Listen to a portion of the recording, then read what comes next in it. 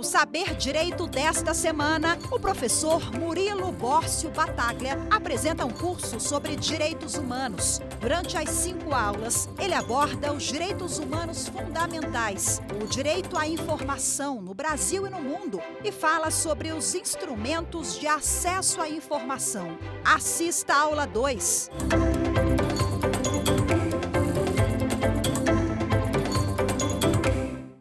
Olá pessoal, tudo bem com vocês? A gente vai dar início então agora à nossa segunda aula, tá? Aqui no programa da TV Justiça, que a gente traz para vocês diversos conhecimentos sobre o mundo jurídico, de modo mais acessível, didático para a própria população.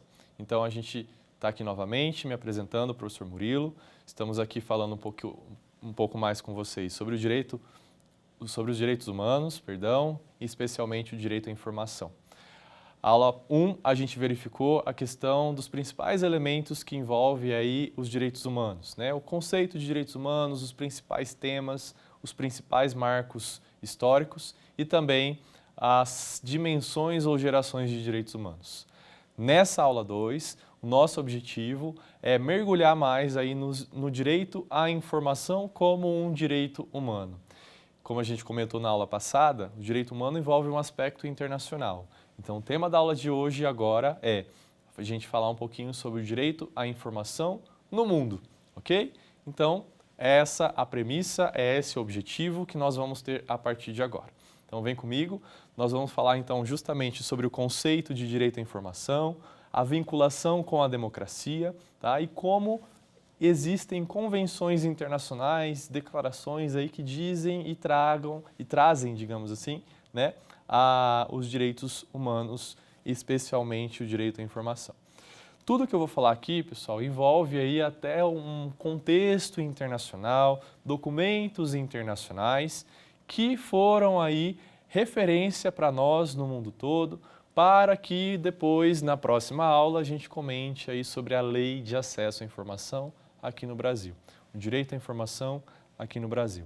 Então, toda essa aula é como se fosse um preparo contextual internacional para a gente verificar como os países, de um modo geral, trazem esse direito à informação, como organizações internacionais trazem esse direito à informação, para depois a gente chegar até o Brasil, especialmente como esse direito está regulamentado no Brasil, que é objeto das próximas aulas. Agora a gente foca nesse aspecto internacional. Ok? Então vamos lá, tá?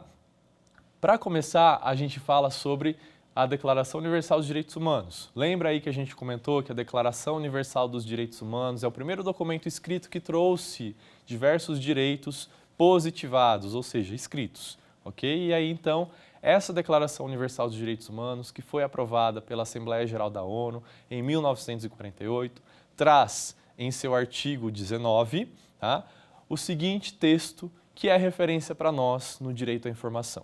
Diz o seguinte aí no artigo 19 da Declaração Universal dos Direitos Humanos. Todo ser humano tem direito à liberdade de opinião e expressão. Esse direito inclui a liberdade de, sem interferência, ter opiniões e de procurar, receber e transmitir informações e ideias por quaisquer meios e independentemente de fronteiras. Vou repetir, tá? Todo ser humano tem direito à liberdade de opinião e expressão. Esse direito inclui a liberdade de, sem interferência, ter opiniões e de procurar, receber e transmitir informações e ideias por quaisquer meios, independentemente de fronteiras. Então, o artigo 19, pessoal, é referência para nós, tá? O artigo 19 da Declaração Universal dos Direitos Humanos é referência para nós aqui nesse aspecto, tá? Então, aí, já de cara, a gente observa que o direito à informação é um direito humano, ok? E, pessoal, é algo interessante de a gente observar que o direito à informação, inicialmente, ele estava atrelado ao direito de liberdade de expressão. Então, é essa a primeira característica dessa aula de agora, tá? A gente observar o direito à informação como um direito humano, previsto em Declaração Universal dos Direitos Humanos, tá? E aí também, então, trazendo esse aspecto que estaria ligado inicialmente à liberdade de expressão. Depois ele ganhou uma certa autonomia no sentido de que, tá, o direito à informação é um direito em que as pessoas, podem buscar, receber, transmitir informações e opiniões, tá? Sem qualquer, digamos assim, barreira, tá bom? Então, nós temos a Declaração Universal dos Direitos Humanos, o artigo 19, tá? É referência para quem estuda liberdade de expressão e direito à informação. Esse artigo 19, pessoal, ele serviu aí como base para uma ONG internacional, que a gente vai ver na última aula, algumas ONGs internacionais e ONGs aqui no Brasil, que trabalham com esse tema, tá? Então, existe aí uma organização não governamental, artigo 19, que é uma referência também para a preservação do direito à informação, por exemplo, tá bom? Bom, vimos aí a Declaração Universal dos Direitos Humanos, artigo 19, tá? Só que como a gente comentou, até mesmo no quiz da aula passada, tá? A gente verifica que os direitos humanos aí previstos nessa Declaração Universal de Direitos Humanos, essa declaração, na verdade, não teria uma natureza de convenção internacional. E aí, então, eles fizeram uma outra, né? Trazendo os direitos civis e políticos, digamos, né? Então, aí a gente teve o Pacto Internacional de Direitos Civis e Políticos. O Brasil ratificou e assinou também esse tratado internacional, esse pacto internacional. E ali no artigo 19 também, tá, ele traz esses aspectos do direito, tá, à informação. O artigo 19 desse pacto também fala o seguinte, tá? Ninguém poderá ser molestado por suas opiniões, toda pessoa terá direito à liberdade de expressão. Esse direito incluirá a liberdade de procurar, receber e difundir. Semelhante ao que está escrito na Declaração Universal de Direitos Humanos, vejam aí. Então, toda pessoa terá direito à liberdade de expressão. Esse direito incluirá a liberdade de procurar, receber e difundir informações e ideias de qualquer natureza, independentemente de considerações de fronteiras, verbalmente ou por escrito, em forma impressa ou artística, tá? Ou por qualquer outro, tá? Meio de sua escolha. Então, a gente tem esse aspecto aqui.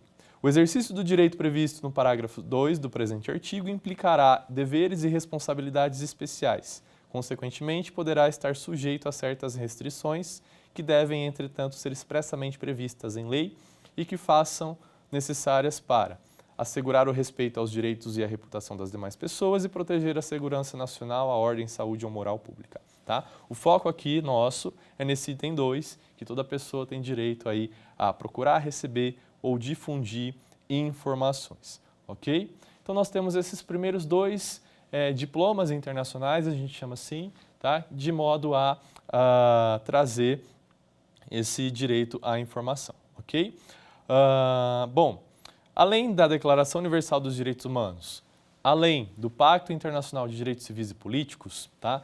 Só uma observação, o direito à informação está previsto então no artigo 19, tanto na Declaração Universal dos Direitos Humanos, quanto desse Pacto Internacional de Direitos Civis e Políticos, e não no outro pacto, tá? No Pacto de Direitos Econômicos, Sociais e Culturais. Aí são outros direitos. Então, o direito à informação estaria vinculado aí aos primeiros direitos, digamos assim, de liberdade, tá? Que a gente pode observar, tá bom? Além desses diplomas internacionais, tá? A gente fala também, tá, da questão da Convenção Interamericana de Direitos Humanos. A Convenção Interamericana de Direitos Humanos é uma convenção, tá, que traz aí um rol de direitos para as Américas. Depois daquele movimento aí da ONU, né, de criação de organizações internacionais, de trazer de um caráter global mesmo, abrangendo o mundo todo, os países regionalmente e culturalmente passaram a se reunir, tá, de modo a trazerem aí elementos comuns aí para o próprio continente. Então, a gente tem, no caso, a União Europeia, a gente tem a União Africana, a gente tem também, aqui nas Américas, a Organização dos Estados Americanos, tá? E aí, nesse sentido, nesse âmbito da Organização dos Estados Americanos, os países aqui das Américas se reuniram também e fizeram uma Convenção Interamericana de Direitos Humanos. E nessa Convenção Interamericana de Direitos Humanos, traz também a questão do direito à informação. E aí a gente pode observar isso no artigo 13 da Convenção Interamericana de Direitos Humanos, tá? O Brasil também assinou esse tratado internacional e diz o seguinte: toda pessoa tem direito à liberdade de pensamento e de expressão. Repetindo, Toda pessoa tem direito à liberdade de pensamento e de expressão. Esse direito compreende a liberdade de buscar, receber e difundir informações e ideias de toda natureza, sem consideração de fronteiras, verbalmente ou por escrito, ou em forma impressa ou artística, ou por qualquer outro processo de sua escolha. Repetindo, toda pessoa tem o direito à liberdade de pensamento e de expressão. Esse direito compreende a liberdade de buscar, receber e difundir informações e ideias de toda natureza, sem consideração de fronteiras, verbalmente ou por escrito, ou em forma impressa ou artística ou por qualquer outro processo de sua escolha. Tá? O exercício do direito previsto no inciso precedente não pode estar sujeito à censura prévia, mas às responsabilidades ulteriores, sim, que devem ser expressamente fixadas em lei para assegurar o respeito a direitos ou à reputação das pessoas e a proteção da segurança nacional, da ordem pública, da saúde, tá? Ou moral pública. E aí os outros incisos vão trazer algumas observações a mais, né? Então existe aí o inciso 3º que fala que não se pode restringir o direito de expressão por vias ou meios indiretos.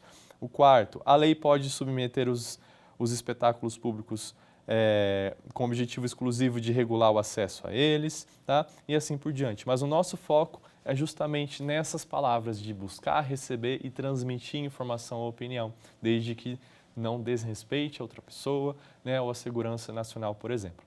Então a gente tem esses elementos aqui, tá bom?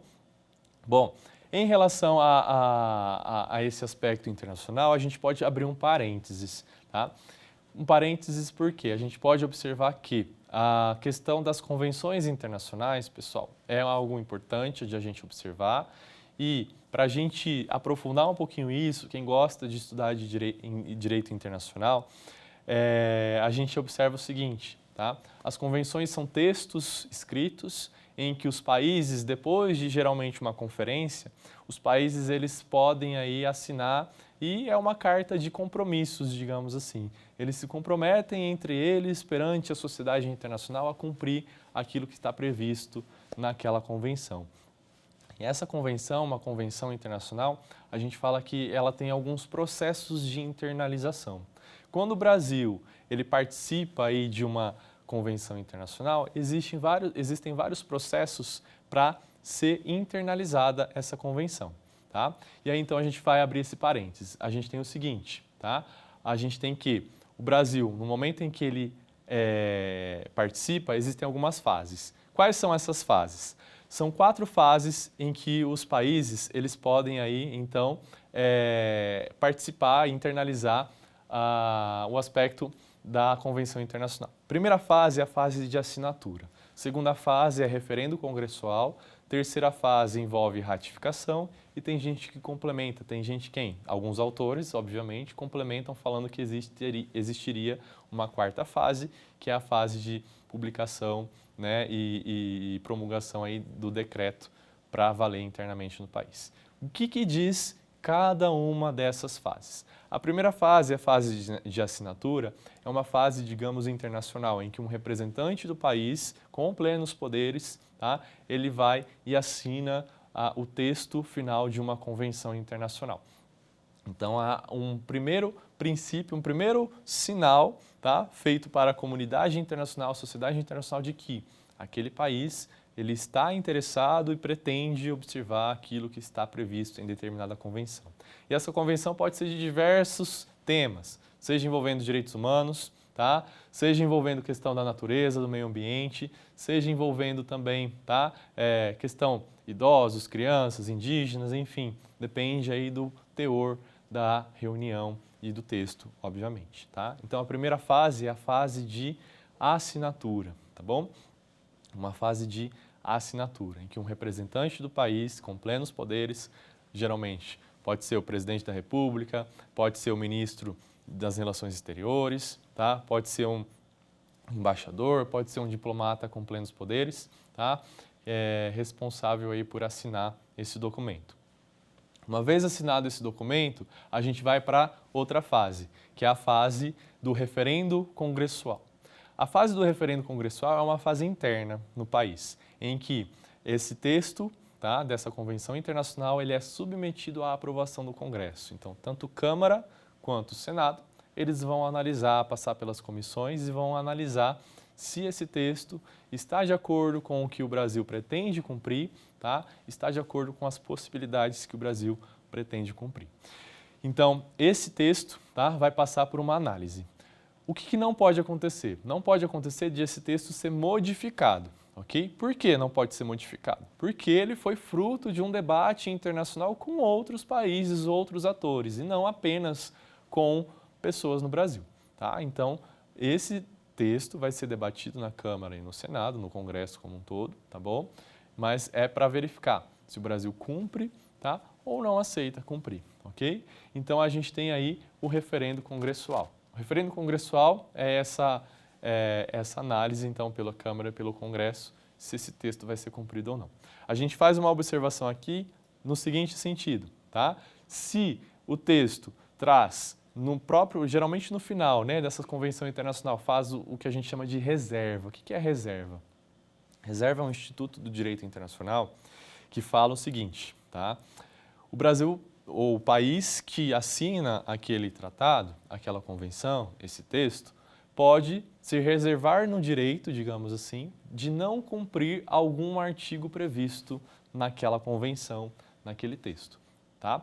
Então, quando existe a possibilidade de reserva, significa que o país, uma vez debatido aí no Congresso, enfim, por exemplo, ele pode se reservar ao direito de não cumprir algum artigo, porque ele já então ficaria aí impossibilitado de cumprir aquele artigo, então ele reconhece isso, mas os demais artigos ele vai se comprometer, ok? Então existe o Instituto da Reserva, é um ato unilateral do Estado que, uma vez permitido pela Convenção Internacional, ele permite-se aí que o país deixe de cumprir determinado artigo. Então é um Instituto da Reserva, tá? Diferente do Instituto da Denúncia, a denúncia não é denunciar alguém, não é expor alguém. A denúncia é sair do texto, tá? Então, a denúncia, depois que o país já passa por todas as fases de internalização, se um país quiser sair de um tratado, ele faz a denúncia desse tratado. Por exemplo, tá? A gente viu aí em contextos anteriores de países querendo sair da Organização Mundial da Saúde, por exemplo, tá? A gente teve aí países querendo sair da União Europeia. Então, eles fazem a denúncia ao tratado que foi originado aí para aquela organização, tá bem? Então, só esses dois institutos, duas observações importantes aí, que a gente fala da reserva e a gente fala da denúncia. Pois bem, a gente estava falando então das 4 fases envolvendo a internalização das convenções internacionais. A primeira é a assinatura. A segunda é esse referendo congressual que, se for possibilitado e for opção dos próprios legisladores, há o Instituto da Reserva para ser aplicado, tá? Se não, assume todo o texto do tratado como um compromisso que o país vai assumir. Nesse referendo congressual, pessoal, os deputados, então, e senadores, eles verificam isso, tá? E publicam, uma vez aprovando esse texto, publicam um decreto legislativo, tá? Falando, olha, tá tudo ok, tá? A gente quer cumprir, a gente sinaliza aí para o cumprimento desse tratado. Então, uma vez o Congresso dando ok por meio desse referendo congressual, traduzido aí na forma de decreto legislativo, aí é feita uma mensagem aí ao presidente da República e a presidência da República verifica aí se ele vai ratificar efetivamente essa convenção internacional. Então, o Instituto da Ratificação é essa terceira fase de internalização de um tratado ou de uma convenção internacional. Então, a ratificação tem esse objetivo de que aí vai para o presidente da República escolher, né? Aí ele pode optar. Uma vez o Congresso dando o aval por meio do decreto legislativo, o presidente da República pode ratificar ou não ratificar aquele tratado. Uma vez ratificando esse tratado, né, o país ele deposita a assinatura desse tratado no órgão onde foi internacional específico, onde foi feito aquele tratado, geralmente a ONU, OEA, enfim, assim por diante.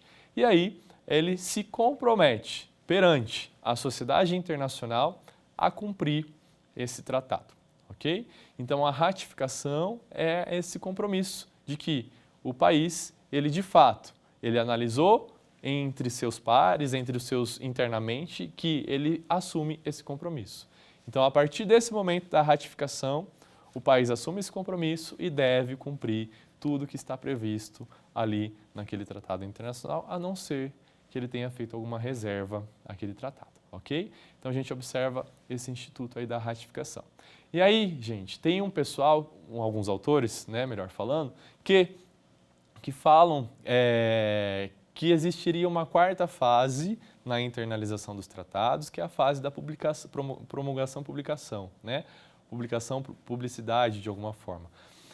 A partir da ratificação, tá, teria que ter essa fase no sentido de que, internamente, tá, a Presidência da República publica um decreto executivo falando que aquele tratado está valendo internamente com o seguinte texto. Pá, e aí coloca o texto previsto, né, que foi previsto na Convenção, nesse decreto. Tá? E aí, então, existe essa necessidade dessa quarta fase por meio de um decreto do Executivo Federal. Okay? E aí, a partir desse decreto do Executivo Federal, a gente observa, tá, a necessidade de todos os órgãos internamente aqui no país cumprirem esse tratado. Então, geralmente é assim que funciona a internalização. A assinatura, referendo congressual, ratificação e também aí a publicidade por meio de um decreto do Executivo Federal para a existência interna desse tratado. Tá? Aí, a partir desse momento, tudo que está previsto no tratado, o país tem que começar a se movimentar para cumprir tudo que está previsto ali. Ok? Existem aí alguns tratados que trazem alguns mecanismos de monitoramento para verificar se aqueles direitos previstos no tratado, se aquelas ações previstas no tratado estão sendo implementadas por quem os ratificou, por quem os confirmou. Então, a gente observa esse movimento, tá, em que alguns tratados trazem esse esquema de monitoramento para verificar se os países estão cumprindo. Okay? Então, de um modo geral, é assim que funciona essa internalização. E isso volta, tá? Para um aspecto do direito internacional que diz respeito ao monismo, dualismo. São correntes que depois você pode se aprofundar, tá? De considerar o direito internacional e o direito interno como uma coisa só, o monismo, e, no caso do dualismo, direito internacional e o direito interno são coisas distintas, por isso que haveria a necessidade dessa internalização. Então, esse dualismo, tá, justifica, digamos assim, esse procedimento de internalização dos tratados dentro de um país, e no caso o Brasil adota, nesse tema da questão da internalização, esse aspecto, ok?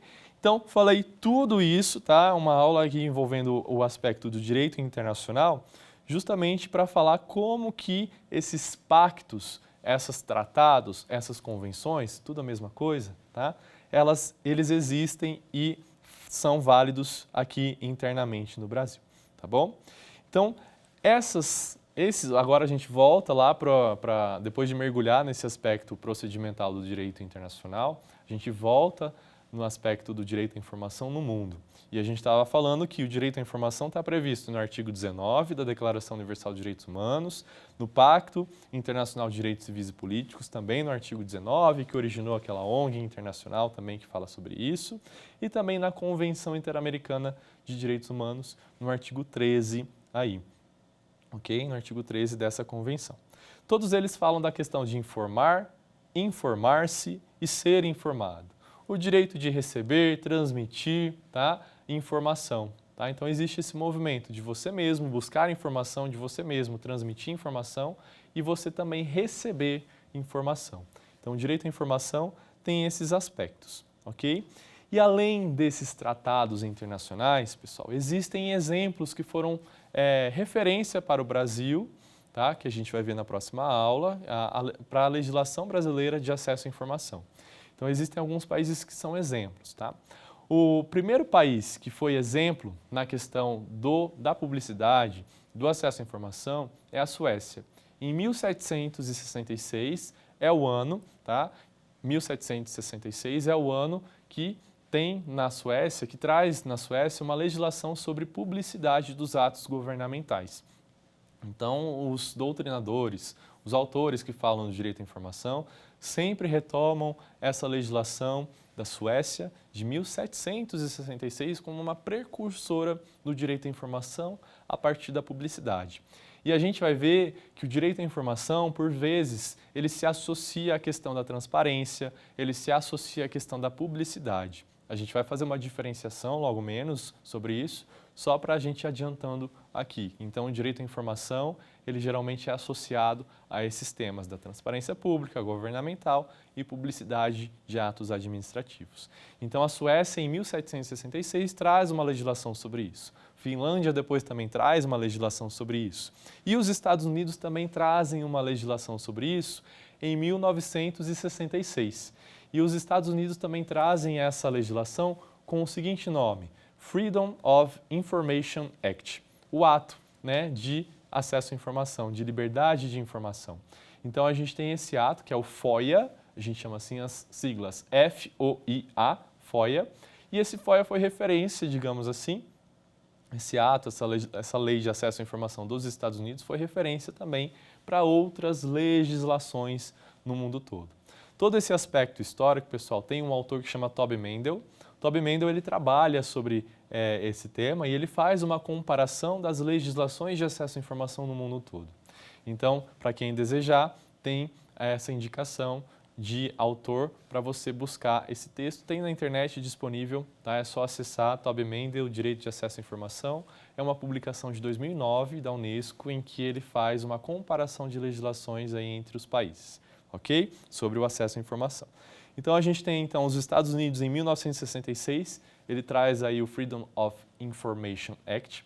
Só que tem uma observação muito curiosa, tá? A partir aí do FOIA, ele traz essa necessidade dos atos das agências federais, elas terem a publicidade dos atos, de possibilitarem o acesso às informações. Só que, tá? A lista de exclusões, digamos assim, é muito grande. Por exemplo, esse FOIA não serve para informações estratégicas. Esse FOIA, nessa legislação, não vale para diversas agências aí nos Estados Unidos, ok?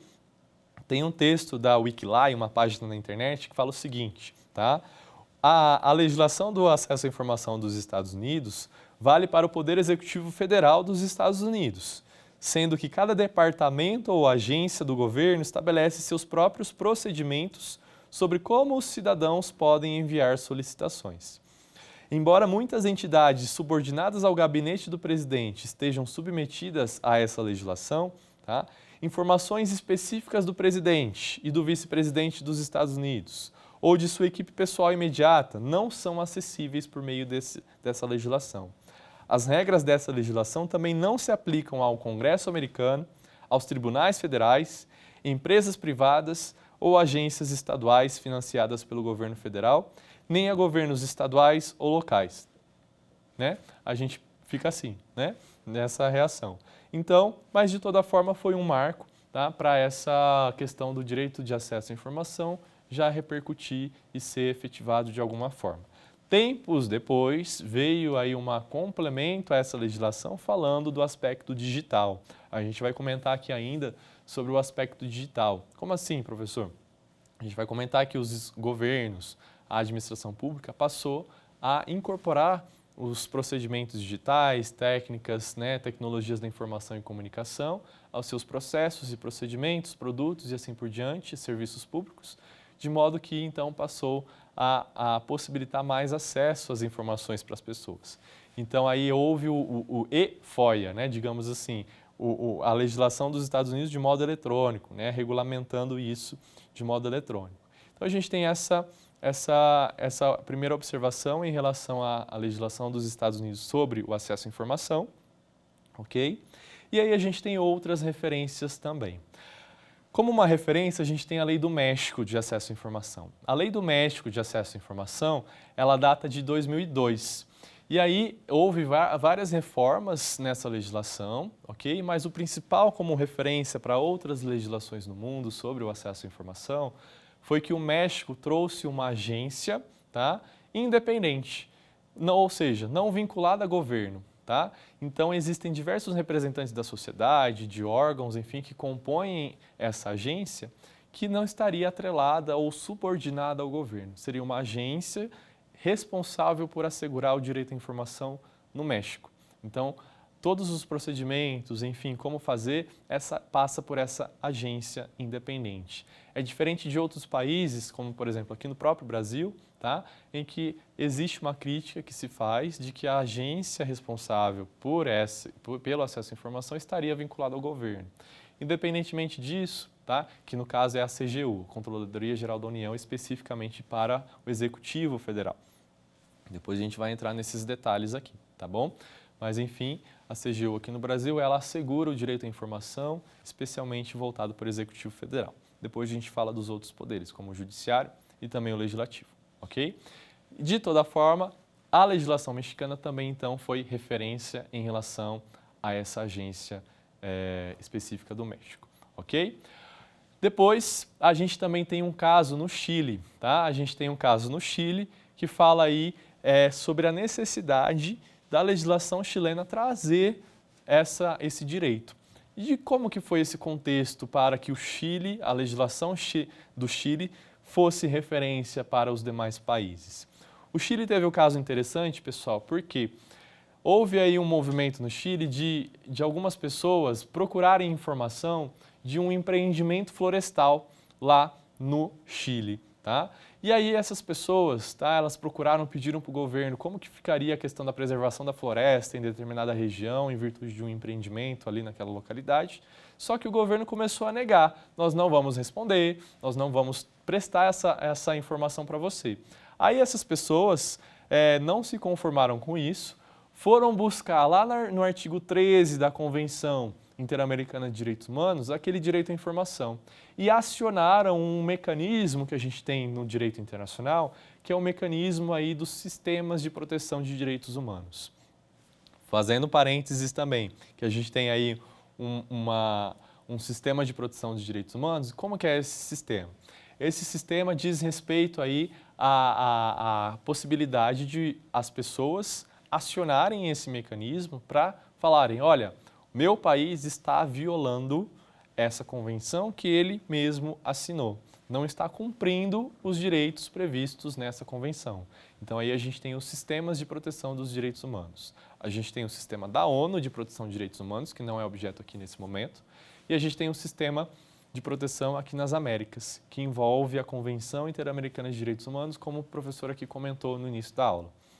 Essa Convenção Interamericana de Direitos Humanos traz aí um sistema de proteção a partir de dois grandes órgãos, a Comissão e a Corte. Comissão Interamericana de Direitos Humanos e a Corte Interamericana de Direitos Humanos. Então, essas pessoas do Chile que queriam esse acesso à informação e o acesso à informação estava sendo negado a eles, acionaram a Comissão Interamericana de Direitos Humanos. A comissão fez algumas recomendações para o Chile, mas o Chile não aderiu, então passou o caso para a Corte.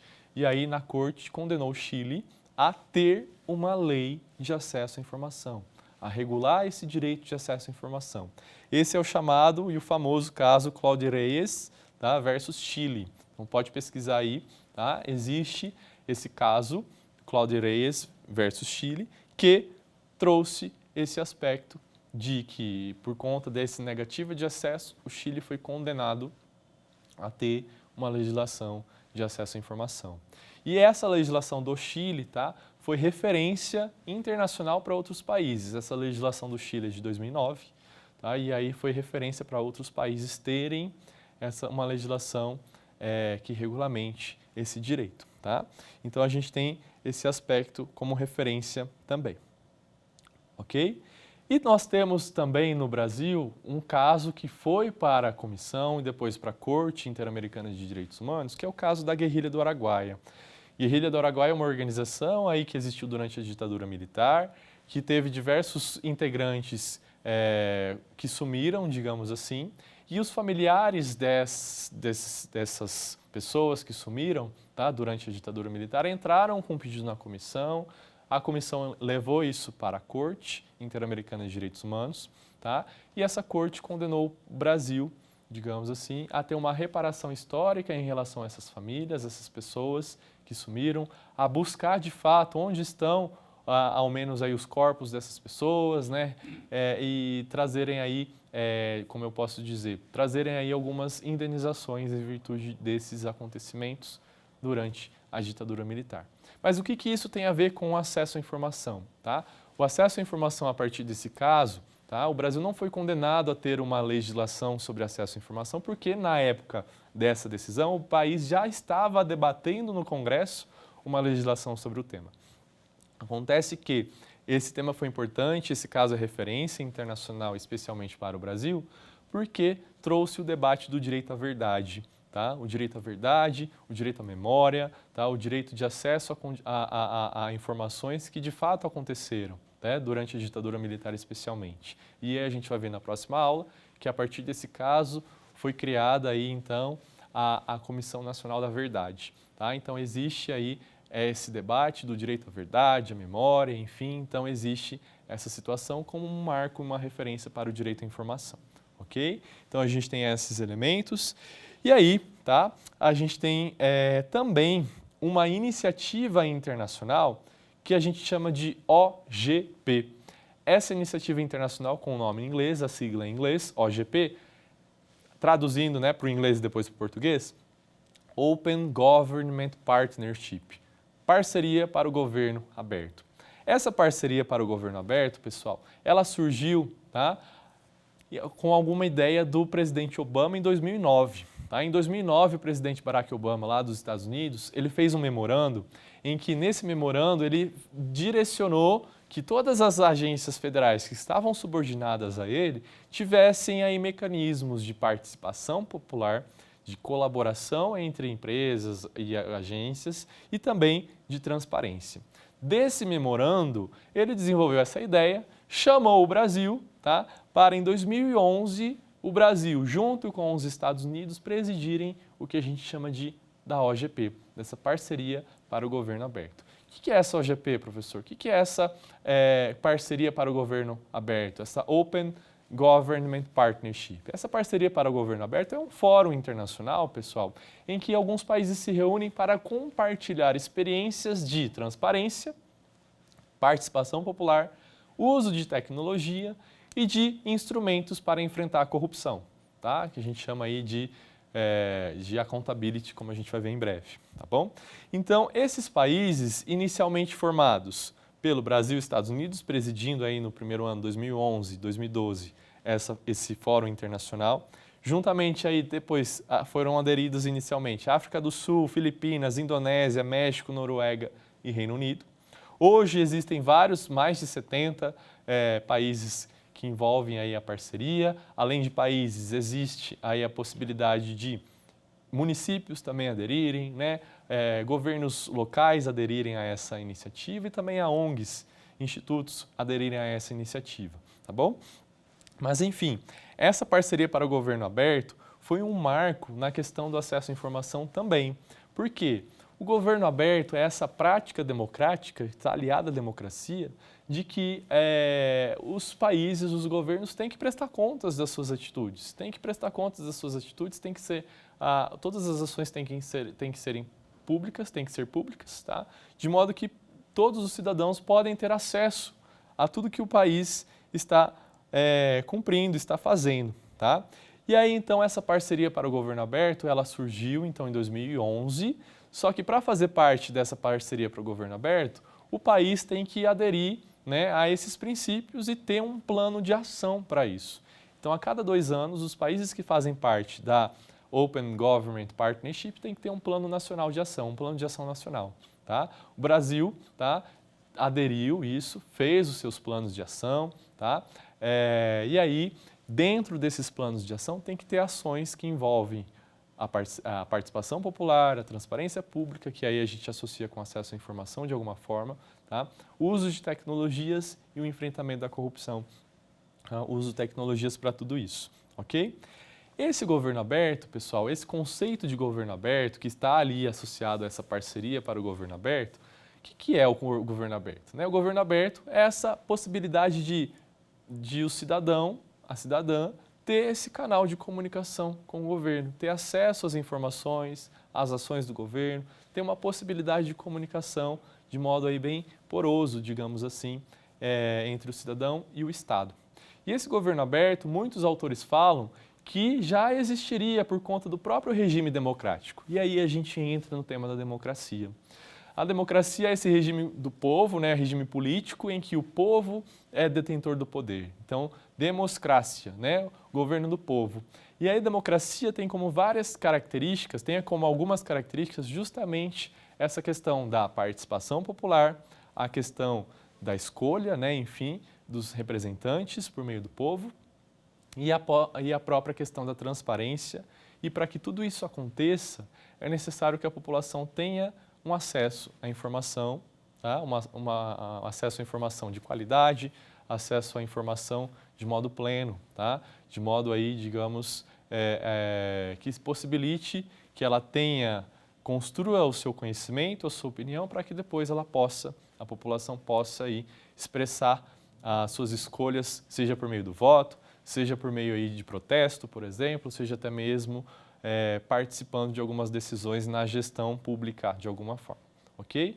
Então, a democracia tem essa característica, o governo do povo, e alguns autores da democracia classificam a democracia, vamos fazer um parênteses novamente, classificam a democracia como democracia direta, democracia indireta ou representativa, democracia participativa, democracia deliberativa. Existem várias classificações sobre democracia. Em todas elas, pessoal, o que envolve o nosso tema aqui é a informação. É necessário que numa democracia tenha a liberdade de informação. A liberdade de informação, o acesso à informação, possibilita com que as pessoas possam exercer, né? Possibilita que as pessoas exerçam aí a sua escolha, a tomada de decisão, possibilita que ela participe das escolhas, participe de alguma forma aí da dinâmica administrativa de algum modo, ok? Bom, a democracia, só fazendo parênteses, né? A democracia direta é a democracia que envolve procedimentos em que a própria população toma decisão sobre tudo, sobre todos os temas, todos os cidadãos, né, assim considerados, teriam essa possibilidade. Democracia direta a gente tem como referência lá Atenas, né, em que todos os cidadãos participavam a todo momento das decisões ali na ágora, na praça pública, tá?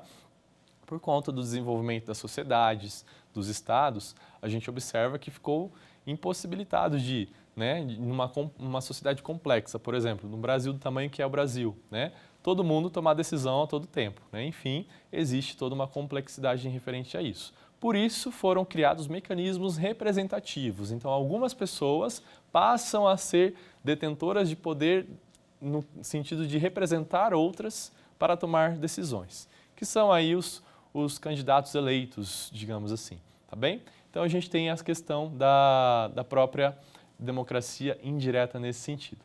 E aí, a gente observa, tá, na questão da participação, democracia participativa e democracia deliberativa, que envolve aí alguns mecanismos para que esse cidadão, essa cidadã, possa, de algum modo, participar diretamente dentro dessa complexidade de decisões. Então, a gente tem democracia direta, todo mundo decide sobre tudo a todo tempo. Não é possível hoje isso, né? Depois a gente tem a democracia indireta, democracia representativa. Os representantes, uma vez eleitos, podem aí, então, tomar decisões em nome das pessoas. Só que isso gerou algum desgaste, né, de algum modo, de que nem sempre esses representantes tomam as decisões que as pessoas gostariam. Por isso, são criados mecanismos participativos ou deliberativos para que as pessoas, então, tenham essa possibilidade de, em algum momento, participar da decisão governamental, tá? Sendo ouvidas, simplesmente, né, consultadas, nesse sentido, que a gente chama de democracia participativa, ou então decidindo efetivamente, como no caso da democracia deliberativa. E aí, então, tá? Tudo isso para falar para vocês que, tá, a informação é o oxigênio da democracia. Tá? A informação, repetindo, é o oxigênio da democracia. Sem informação, não há essa possibilidade de conhecimento, não há essa possibilidade de escolha, não há essa possibilidade de participação efetiva e com qualidade. Tá? Então, por isso, vários autores, tá, dizem sobre a informação que a informação é o oxigênio da democracia. Tá? E isso é o oposto de governos autoritários. Quando a gente está num governo autoritário, tá, a questão do acesso à informação é muito dificultoso, é muito difícil de ter esse acesso à informação, porque a ideia é que haja o sigilo como regra, é que o sigilo seja a regra. Então, o governo autoritário é aquele governo que não transmite tudo que ele está fazendo para a população. Tá? Então, aí a população também não tem acesso a essa informação sobre os atos para tomar decisões, enfim, até mesmo decisões pela população não é frequente nos governos autoritários, ok? Então, a gente tem essas observações referentes aí ao acesso à informação. A informação é oxigênio para a democracia, é necessário que hajam mecanismos de acesso à informação em uma democracia, que envolve aí um governo aberto, tá? Que envolve aí a possibilidade de compartilhamento de experiências na parceria para o governo aberto, e esse direito à informação está previsto em diversos diplomas internacionais e foi referência em diversos países, tá bom? Além disso, só para a gente também trazer um aspecto do papel da informação hoje no mundo, tá? A informação aí, ela sempre existiu, né? Os estados, os países sempre tiveram inúmeros dados das pessoas, inúmeros dados aí referentes ao seu território, e o estado sempre controlou e recebeu e teve esse monitoramento, tá? Esse armazenamento de informação. Antes analogicamente, agora digitalmente com o emprego de tecnologias. A gente fala que a gente está na era do Big Data, né? A era dos grandes volumes de dados.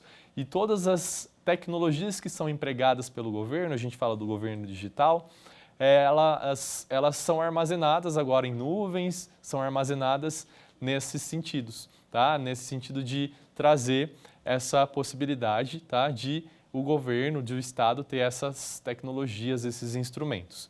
Então, a gente observa esses pontos importantes na era da informação, ok?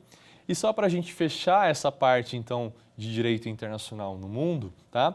Existe, tá? Além da questão das convenções internacionais que envolvem o direito à informação, da própria democracia, né, que valoriza a informação, dessa parceria para o governo aberto, tá? A gente também tem algumas convenções sobre corrupção que trazem o papel da informação, especialmente o papel da transparência pública, tá? E aí, como referência para o Brasil, sempre pensando assim, tá? A gente tem a Convenção das Nações Unidas contra a Corrupção, de 2003, a Convenção de Mérida, que o Brasil assinou em 2006, e tem a Convenção da OEA contra a Corrupção, né, que foi feita a convenção em 1996, e ratificada pelo Brasil em 2002, né, publicada em 2002 no Brasil. Tá? Nessas convenções, pessoal, eles trazem o papel da informação associado com a questão da transparência, como uma medida preventiva da corrupção. Ok? Então, sempre que for falado de corrupção, a gente sabe que é um desvio, né, de uma função de uma autoridade, né, é o mau uso do poder público para fins privados. E para evitar a corrupção, existe a necessidade de mecanismos de transparência, de acesso à informação. O acesso à informação, a transparência governamental, são questões distintas, mas aí estão no mesmo grupo, de ações preventivas à corrupção.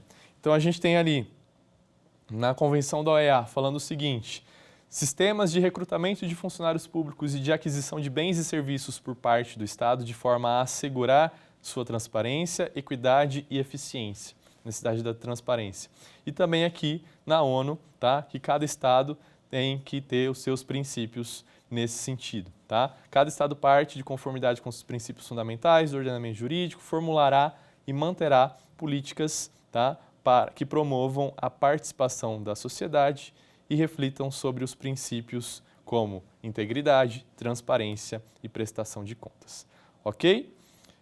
Com isso, nós encerramos essa parte conceitual envolvendo, né, o aspecto do direito à informação no mundo. Agora a gente vai para o quiz, para a gente assimilar esse conhecimento. Então vamos lá para o quiz? pensando na aula de agora, a gente vai verificar o seguinte, tá?